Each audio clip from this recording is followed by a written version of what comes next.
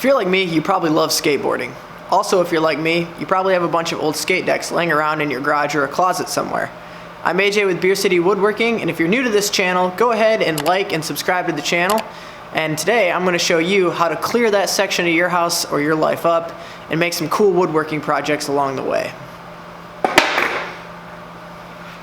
Let's get to it. First thing you're going to need is an old skateboard, obviously. You can either get these from skate shops, or if you're like me and just have a bunch laying around, grab one out of the pile.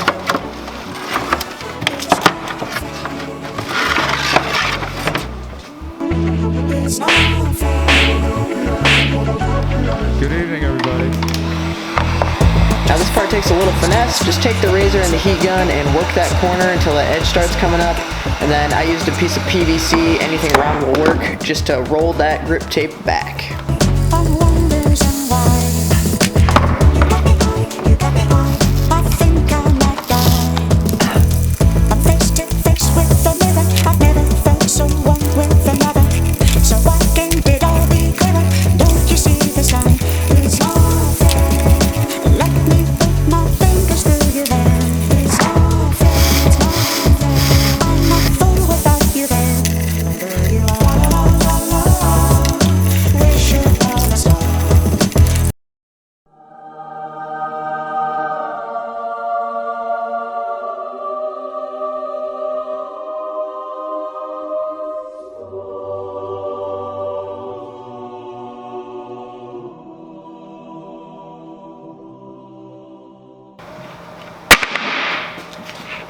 So we got the grip tape off, and that's pretty much the hardest part.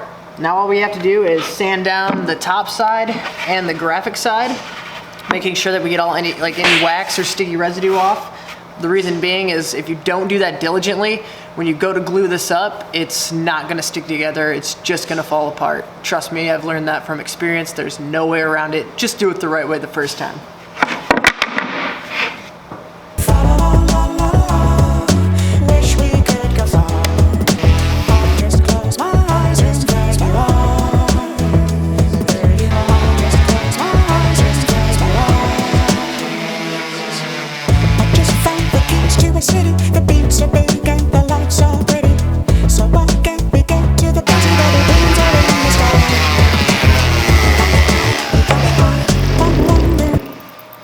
So as you can tell, this takes time.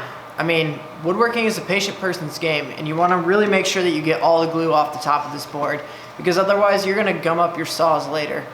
So don't skimp on this.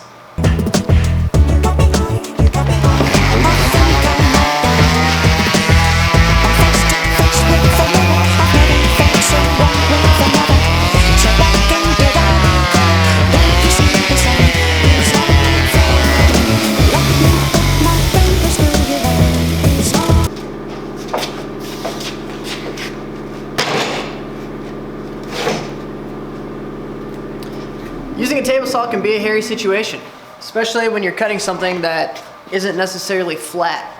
It's always important to use extreme safety precautions when you're cutting these skateboards, like I'm about to do right now. Also, make sure you use a blade that you don't care about at all, because these skateboard veneers will just eat right through it. So I always keep a blade specifically for cutting skateboard decks.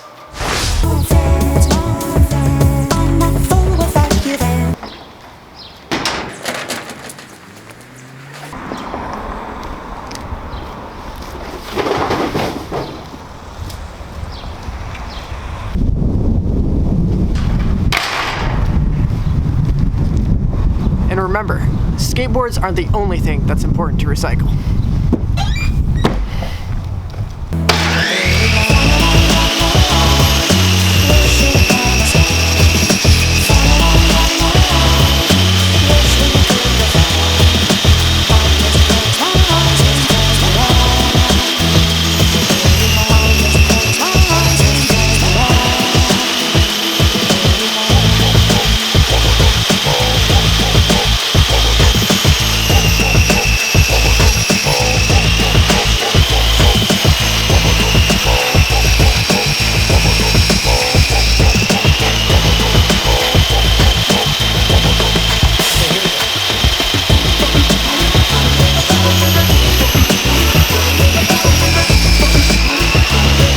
So you can cut these in a few different shapes and sizes. The ones that I find the most useful are the long ones like this, and then the medium-sized ones like this.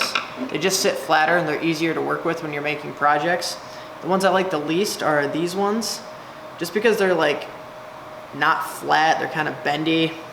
I know some people make clock faces out of them, but I don't make clock faces, so I really don't have a use for them. And then these ones people used to make mallets and other things out of. They actually have a ton of use as well. And that's pretty much it. If you guys have any questions, leave it in the comments below and I'll do my best to answer it. And let's go put these things to use, huh?